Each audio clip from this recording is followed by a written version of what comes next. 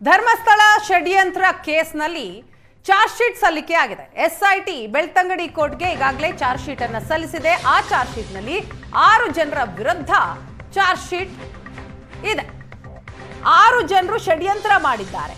ಈ ಬುರುಡೆ ಗ್ಯಾಂಗ್ ಹಿಂದಿರುವ ಸೂತ್ರಧಾರರನ್ನ ಬಂಧಿಸಬೇಕು ಅಂತ ಬೆಳಗಾವಿಯಲ್ಲಿ ವಿಪಕ್ಷ ನಾಯಕ ಆರ್ ಅಶೋಕ್ ಆಗ್ರಹಿಸಿದ್ದಾರೆ.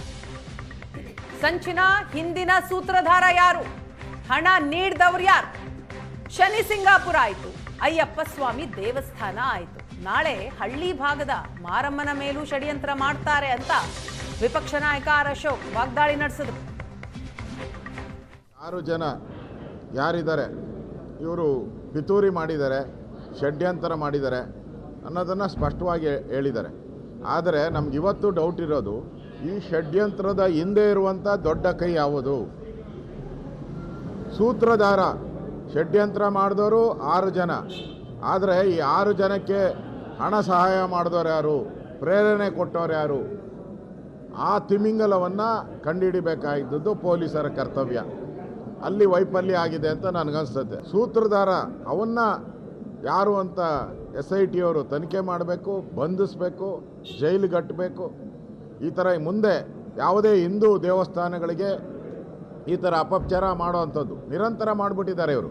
ಈ ಧರ್ಮಸ್ಥಳ ಆಯಿತು, ತಿರುಪತಿ ಆಯಿತು, ಅಯ್ಯಪ್ಪ ಸ್ವಾಮಿ ಆಯಿತು, ಹಳ್ಳಿ ದೇವರುಗಳಿಗೆಲ್ಲ ಬಂದ್ಬಿಡ್ತಾರೆ. ನೀವು ಈ ದೊಡ್ಡ ದೊಡ್ಡ ದೇವರುಗಳಿಗೆ ಇಷ್ಟು ಕಾಟ ಕೊಡ್ತಾವ್ರೆ ಅಂದರೆ ಇನ್ನು ಹಳ್ಳಿಯಲ್ಲಿರೋ ಮಾರಮ್ಮ, ಅಕ್ಕಲಮ್ಮ, ಈ ಆಮೇಲೆ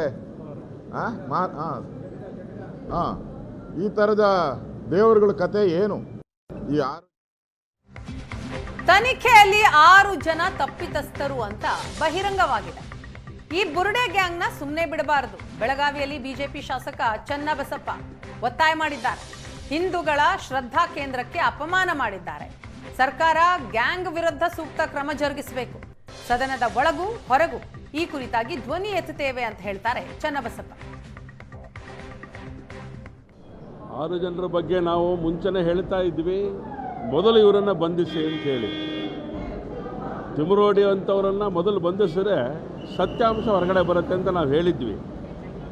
ಆದರೆ SIT ತನಿಖೆ ಆಗಿದೆ. ಅವರು 6 ಜನ ಎಲ್ಲ ಒಂದು ಕಡೆಗೆ ತಪ್ಪಿತಸ್ಥರು ಅನ್ನೋಂಥ ಹಿನ್ನೆಲೆಯಲ್ಲಿ ಈಗ ಬಂದಿರುವಂಥ ವರದಿಯ ಒಂದು ಸುದ್ದಿಗಳು. ಹಾಗಾಗಿ ಯಾವುದೇ ಕಾರಣಕ್ಕೂ ಇಡೀ ಹಿಂದೂ ಸಮಾಜಕ್ಕೆ ಅಪಮಾನ ಮಾಡುವಂಥ ಕೆಲಸವನ್ನು ಮಾಡಿದಂಥ 6 ಜನ ಯಾರು ಕುತಂತ್ರಿಗಳಿದ್ದಾರೆ, ಅವರನ್ನು ಯಾವುದೇ ಕಾರಣಕ್ಕೂ ಸುಮ್ಮನೆ ಬಿಡಬಾರ್ದು. ಸರಿಯಾದಂಥ ಶಿಕ್ಷೆಗೆ ಗುರುಪಡಿಸುವಂಥ ಕೆಲಸವನ್ನು ಮಾಡಬೇಕು. ಸರ್ಕಾರ ಇದರಲ್ಲಿ ಮತ್ತೊಮ್ಮೆ ಆಟವನ್ನು ಆಡಲಿಕ್ಕೆ ಹೋಗಬಾರ್ದು. ಇಡೀ ಧರ್ಮಸ್ಥಳ ಹಿಂದೂಗಳ ಶ್ರದ್ಧಾ ಕೇಂದ್ರ. ಈ ಶ್ರದ್ಧಾ ಕೇಂದ್ರಕ್ಕೆ ಮಾಡಿದಂಥ ಅಪಮಾನವನ್ನು ಹಿಂದೂ ಸಮಾಜ ಯಾವತ್ತೂ ಸಹಿಸೋದಿಲ್ಲ.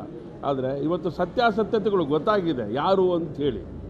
ಹಾಗಾಗಿ ಅವ್ರ ಬಗ್ಗೆ ವಿಶೇಷವಾದಂಥ ಕ್ರಮವನ್ನು ತಗೊಳ್ಳೋಂಥ ಕೆಲಸವನ್ನು ರಾಜ್ಯ ಸರ್ಕಾರ ಮಾಡಬೇಕು ಅಂತೇಳಿ ಒತ್ತಾಯ ಮಾಡ್ತೀವಿ. ಖಂಡಿತವಾಗಲೂ ಇದ್ರ ಬಗ್ಗೆ ಪ್ರಸ್ತಾಪವನ್ನು ನಾವು ಮಾಡ್ತೇವೆ.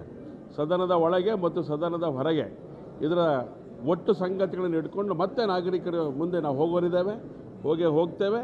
ಧರ್ಮಕ್ಕೆ ಮಾಡಿದಂಥ ಅಪಮಾನವನ್ನು ಹಿಂದೂ ಧರ್ಮದ ಯಾವುದೇ ವ್ಯಕ್ತಿಗಳು ಸಹಿಸಕ್ಕೆ ಸಾಧ್ಯ ಇಲ್ಲ ಅನ್ನೋಂಥ ಸಂಗತಿ ಈ ಸಂದರ್ಭದಲ್ಲಿ ಹೇಳಿಕ್ಕೆ ಇಷ್ಟಪಡ್ತೀನಿ.